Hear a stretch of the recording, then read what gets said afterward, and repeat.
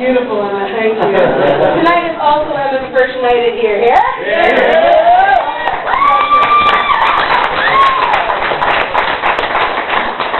Dr. Joseph. Oh, wow. Yeah. Ah, there it is. That's the name of the artist formerly known as Dr. Joseph.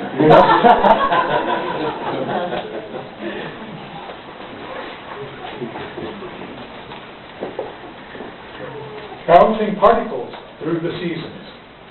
Examination reminded the princess that not all spirits arose from the barn or the yard, even though the answer had to be wider than a manger or a loft.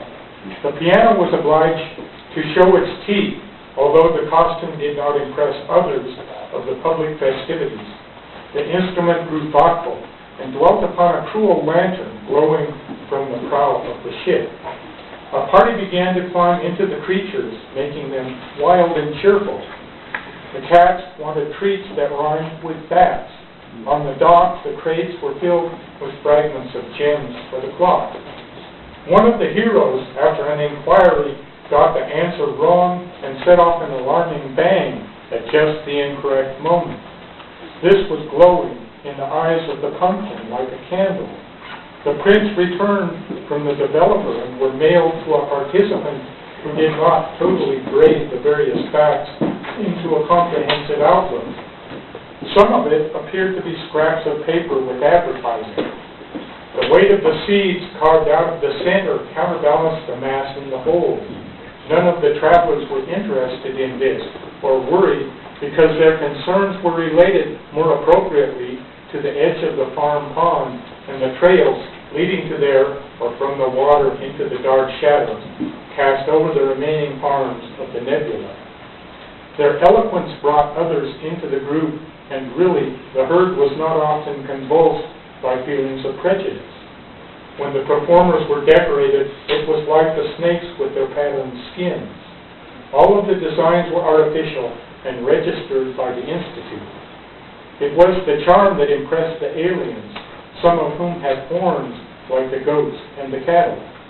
The rusty iron in the lower reaches of the ship reminded them of the deep freeze. Anything might be hidden there. Nobody had ever looked. The causes of clemency were based on this fact. As with firmness, the decision was voiced. The lady did all the engineering with a soldering gun and small pieces of wire. This was the reason why farm animals considered her to be an aristocrat.